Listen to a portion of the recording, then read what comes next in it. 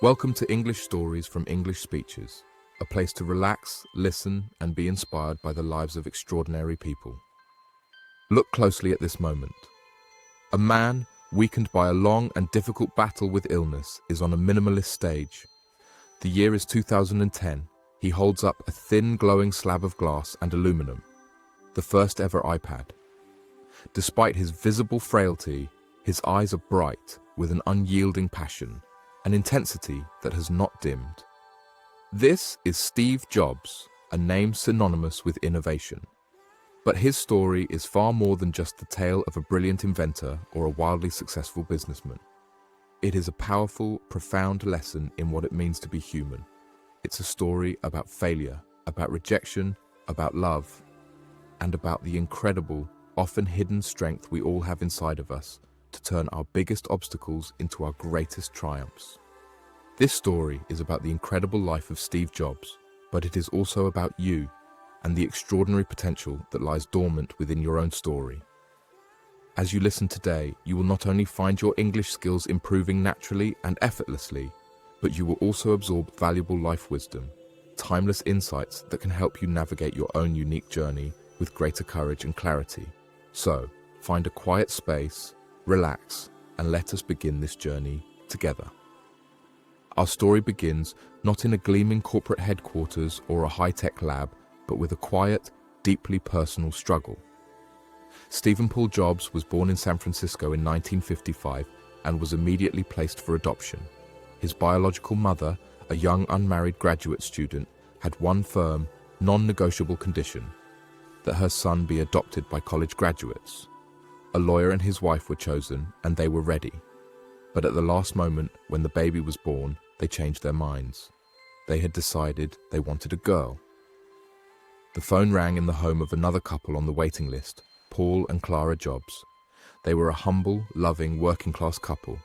Paul was a machinist and a brilliant mechanic. Clara was a bookkeeper. They had no college degrees, but they had an abundance of love and a deep desire for a child. When the birth mother discovered they were not college graduates, she was distraught. She refused to sign the final adoption papers. For weeks, a painful uncertainty hung over the infant's future. It was only after Paul and Clara made a solemn promise, a heartfelt vow that they would save every penny to ensure the boy would one day go to college, that she finally reluctantly agreed. From his very first days on Earth, Steve's life was defined by a strange paradox, a deep-seated feeling of being different, of being chosen and wanted, yet also of being abandoned and given away. This complex emotional foundation would become the fertile ground from which his intense personality, his relentless drive, and his profound desire to make a mark on the universe would grow. In life, we do not get to choose our starting point. We are all born into circumstances beyond our control. The ancient Stoic philosophers taught a powerful principle for navigating this reality: Amor, Fati, a Latin phrase that means a love of one's fate. It doesn't mean being passive. It means actively embracing everything that happens in our lives, both the good and the bad, as necessary and meaningful. Steve's story reminds us that our beginnings, no matter how humble, complicated, or painful, do not define our destiny. They are merely the first chapter. What truly matters is the courage we show in writing the chapters that follow. Your own story, with all its unique twists and turns, is your source of power. Its value lies not in where it began, but in the choices you make today. True to their promise, Paul and Clara Jobs worked tirelessly, making sacrifices to save for their son's college education. Steve was exceptionally bright, but he was also rebellious and felt like he didn't quite fit in. He was a thinker, a dreamer, but he was directionless. When the time came, he enrolled in Reed College, a very expensive and prestigious liberal arts school. But after only one semester, just 6 months, he saw no value in it. He couldn't understand how memorizing historical dates or attending required classes he had no interest in would help him discover who he was or what his purpose in life was. An intense feeling of guilt washed over him as he watched his working-class parents spend their entire life savings on his tuition. So, he made a radical, terrifying decision. He dropped out, but he didn't leave the campus. For the next 18 months, he became a drop-in. He had no dorm room, so he slept on the floor in his friends' rooms. He scavenged for money by returning used Coke bottles for 5 cents each. And every Sunday night, he would walk 7 miles across town to the local Hare Krishna temple to get one good, hot, free meal for the week. He was, by all definitions, broke and homeless. But he was also, for the first time, truly free. Free from the burden of required classes, he could now explore whatever sparked his curiosity. One day, he saw a poster for a calligraphy class. He was captivated by the beauty of the lettering, the artistry of the typography. He decided to drop in. He learned about serif and sans serif typefaces, about varying the space between different letter combinations, about what makes great typography a beautiful, historical, and artistic craft. At the time, it seemed completely useless, a whimsical decision with no hope of any practical application in his life. How often do we fear stepping off the clearly marked path? How often are we told to be practical, to follow the safe route? Steve's journey through this period of deep uncertainty shows us a profound truth. Sometimes, the most valuable moments of personal development happen not when we are following a plan, but when we are brave enough to be lost. The Stoics believed in the wisdom of focusing only on what you can control. Steve couldn't control his financial situation or his future, but he could control his curiosity. He could choose to learn for the pure joy of learning. That seemingly useless calligraphy class was a seed planted in the soil of his curiosity that would lie dormant for a decade before blossoming into something extraordinary. This teaches us a vital lesson. We cannot always connect the dots looking forward. We can only connect them looking back. So you must trust. Trust that your intuition, your curiosity, your passions are leading you somewhere important, even if you can't see the destination yet. After a transformative trip to India seeking spiritual enlightenment, Steve returned to his parents' home in California with a new perspective and a shaved head. He reconnected with his brilliant high school friend Stephen Wozniak, a quiet and gentle genius of electronics. Wozniak, or Woz, had a passion for engineering and had single-handedly designed a remarkable personal computer board. To Woz, it was a fun hobby, a clever design to show off to his friends at the local homebrew computer club. But when Steve Jobs saw it, he didn't just see a circuit board, he saw the future.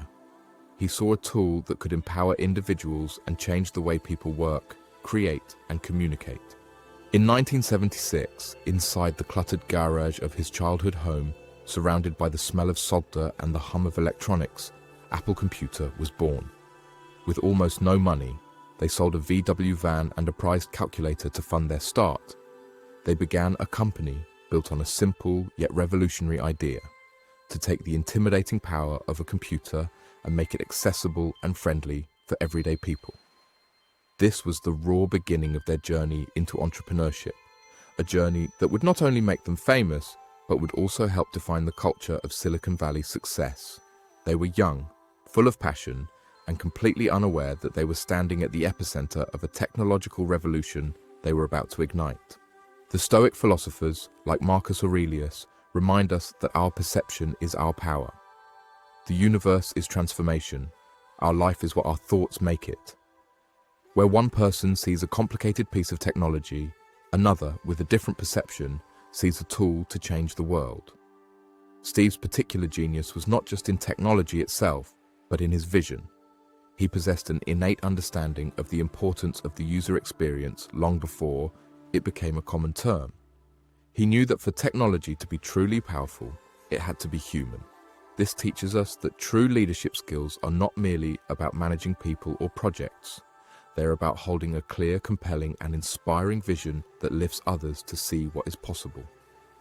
Your unique perspective on the world is your greatest asset. Cultivate it. Trust it.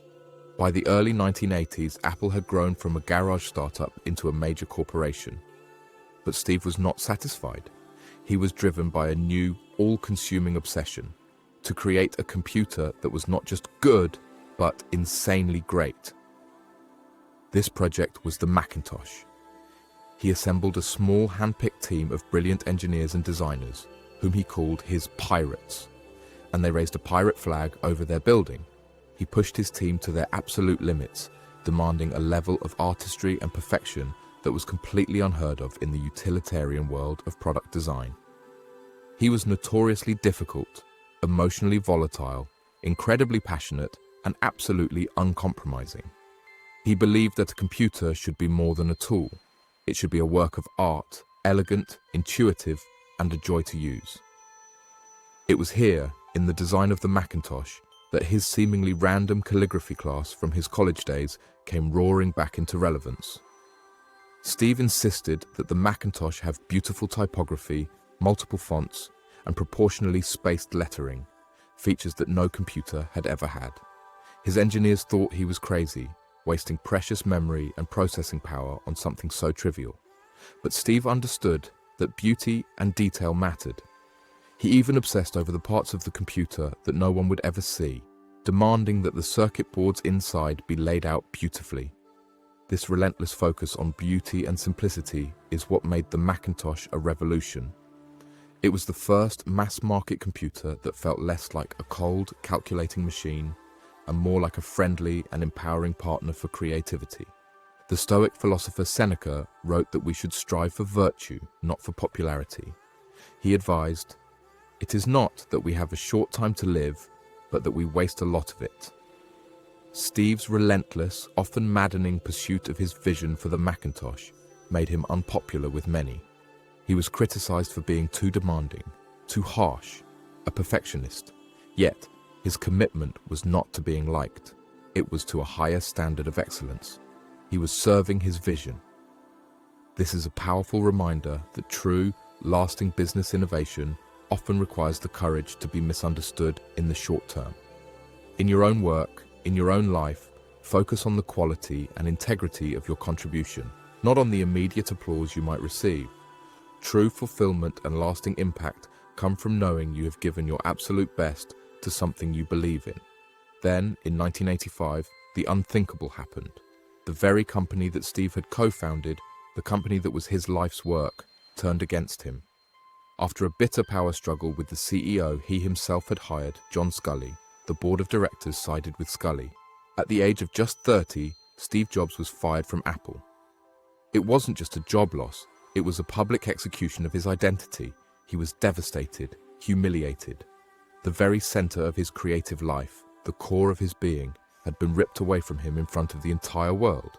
He felt like a failure on a massive scale and even considered leaving Silicon Valley for good, feeling that he had let everyone down.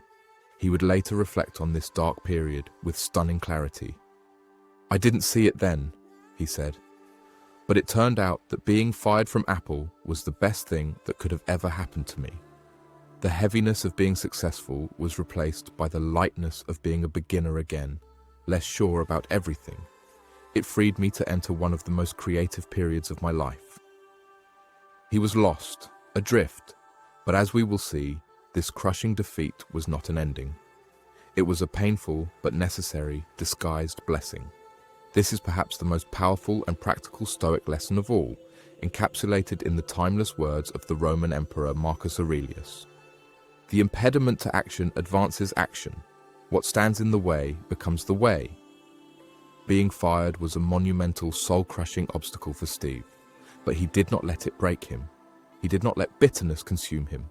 Instead, he unconsciously used this failure as a doorway to reinvention. This event is a profound reminder for all of us that our most painful setbacks, our most devastating failures, can become our most powerful catalysts for growth and transformation. The obstacle you may be facing right now, in your career, your relationships, your personal goals, is not the end of your story. It is a redirection. It is a new beginning, waiting for you to see it. Freed from the immense pressures of running a massive, publicly traded corporation, Steve's boundless creativity was unleashed. He did not retreat. Instead, he channeled his energy into new ventures. He started a new computer company called Next. The Next computer was a technological masterpiece, a stunning black cube that was years ahead of its time. While it was not a commercial success, the powerful, object-oriented software developed for it would become incredibly important later in his story. At the same time, he took another huge risk. he purchased a small, struggling computer graphics division from filmmaker George Lucas for $10 million. That little company was named Pixar. Steve invested millions of his own money into Pixar year after year, keeping it alive with his belief in its potential to merge art and technology to tell stories in a new way. For years, Pixar bled money and struggled to find its footing, but Steve's belief in the team, led by visionaries like Ed Catmull and John Lasseter, never wavered. This small experimental studio would eventually go on to revolutionize the animation industry, creating a string of beloved, critically acclaimed films like Toy Story, Finding Nemo, and Up, and becoming a global powerhouse of storytelling. Starting again from scratch after such a public failure requires an immense amount of resilience. Steve's work with Next and Pixar demonstrates the incredible power of a long-term vision. He wasn't looking for a quick, easy win to soothe his ego. He was patiently investing in the future, playing the long game. This journey teaches us the critical importance of patience, persistence, and unwavering belief in any process of startup growth or personal mastery. Meaningful success rarely happens overnight. Like Steve, we must have the courage to plant seeds and nurture them with our attention and belief, even when the harvest seems uncertain and far away. Your emotional intelligence, your ability to handle setbacks, manage your own emotions, and stay focused on your long-term goals, is one of the most vital skills for a successful and fulfilling life. By 1996, the company that had ousted him, Apple, was in a death spiral. It was reportedly just 90 days away from bankruptcy. The company had lost its way, its product line was bloated and confusing, and most importantly, it had lost its innovative soul. In a stunning, dramatic turn of events, Apple, in a desperate move to acquire a modern operating system, decided to purchase Next, Steve's company, for over $400 million. And with that acquisition, Steve Jobs returned to the company that had once so coldly cast him out. He returned initially as an advisor, but soon the board, recognizing the chaos, asked him to step in as the interim CEO. He was walking back into a company on the verge of collapse, filled with demoralized employees and warring factions. But Steve returned with something he didn't have when he left: the wisdom born from failure. He was older, more focused, and his years in the wilderness had taught him invaluable lessons about mindset mastery, patience, and what truly matters in leadership.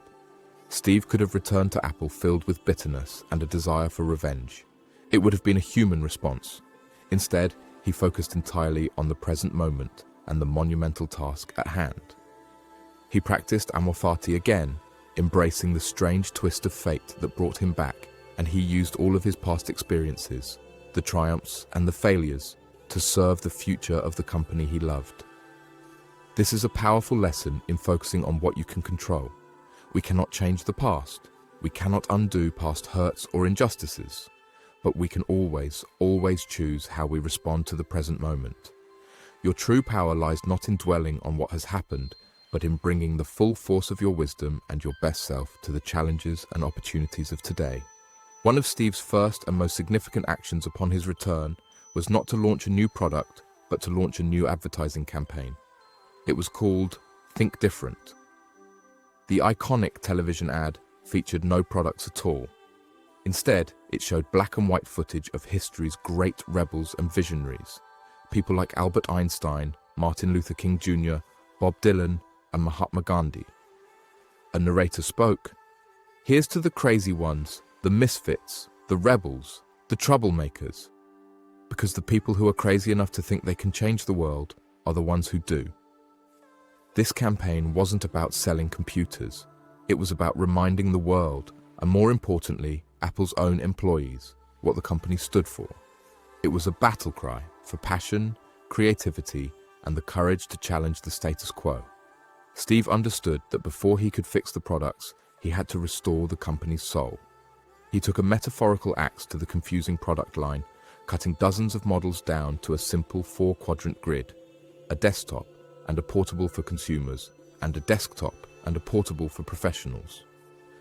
This radical simplification brought a clarity of purpose that was essential for the company's survival and became the foundation for its future business innovation.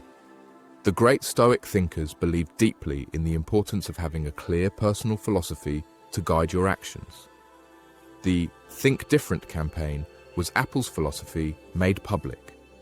It gave the company its why, its reason for being, beyond just making a profit. It teaches us a crucial lesson for any endeavor, whether in business, art, or personal development. Having a clear set of values, a guiding purpose, is paramount. You must know what you stand for. Your principles are your compass, giving you direction and stability in a world of constant change and confusion. In 1998, with the company's soul on the mend, Steve Jobs introduced the world to the iMac. It was unlike any computer ever seen before. It came in a bright, translucent Bondi blue shell, an all-in-one machine that looked more like a friendly creature from another planet than a piece of office equipment. It was fun, easy to use, and beautiful from every angle. The iMac was a massive runaway success, and it single-handedly saved Apple from the brink of collapse. It was the physical embodiment of the Think Different philosophy, a triumph of product design, and the first tangible proof that Apple was back. This marked the beginning of Apple's incredible renaissance, a period of unprecedented innovation that would see the launch of the iPod, the iTunes Store, the iPhone, and the iPad. Each product was guided by Steve's relentless, almost religious focus on three things: simplicity, beauty, and an unparalleled user experience. He believed technology should be so intuitive that it disappears, leaving only the user's experience. The iMac was far more than a successful product. It was a powerful statement. It was Steve's philosophy made tangible, a physical manifestation of his core beliefs. The Stoics teach that virtue is found not in words, but in action. It's not enough to have noble ideas or a strong philosophy. You must bring them to life through your work and your choices. The success of the iMac demonstrates the incredible power that is unleashed when your actions are in perfect alignment with your core principles. The lesson is clear. Don't just think differently, build differently, create differently, live differently. Let your actions be the evidence of your beliefs. Then, in 2007, Steve Jobs stood on a stage and prepared to introduce a product that would once again change everything. The anticipation in the room was electric. He masterfully built the suspense, telling the audience he was introducing three revolutionary products: a widescreen iPod with touch controls, a revolutionary mobile phone, and a breakthrough internet communications device. He repeated it: an iPod, a phone, an internet device. Then he revealed the truth. These are not three separate devices. This is one device, and we are calling it iPhone. The development of the iPhone was a monumental gamble, a top-secret project that required immense courage, faith, and secrecy. It was a project that could have easily failed and taken the resurgent Apple down with it. It completely redefined the world of mobile technology and, in a very real way, put the entire internet into our pockets. It was the ultimate culmination of Steve's entire life's work, the fusion of technology from Next, a deep appreciation for the liberal arts, and an obsessive focus on design and simplicity, all coming together in a device that was both incredibly powerful and beautifully simple to use. Bringing a product as revolutionary as the iPhone to market required immense fortitude. The technical, financial, and market risks were enormous. This reflects the essential Stoic virtue of courage, which is not the absence of fear, but the ability to act with purpose and integrity in spite of it. True progress, whether in technology, society, or in our own lives, requires us to take bold, calculated risks. It demands that we have the courage to pursue our vision with conviction, even when the outcome is uncertain and the critics are loud. Your own greatest growth lies just on the other side of your comfort zone, waiting for you to act with courage. In 2003, at the very height of Apple's incredible resurgence, Steve Jobs faced his greatest and most personal challenge. A routine abdominal scan revealed a rare, but treatable, form of pancreatic cancer. His doctors initially told him he likely had only 3 to 6 months to live.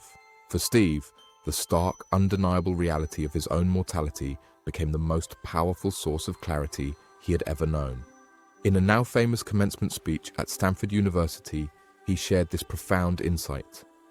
Remembering that I'll be dead soon is the most important tool I've ever encountered to help me make the big choices in life.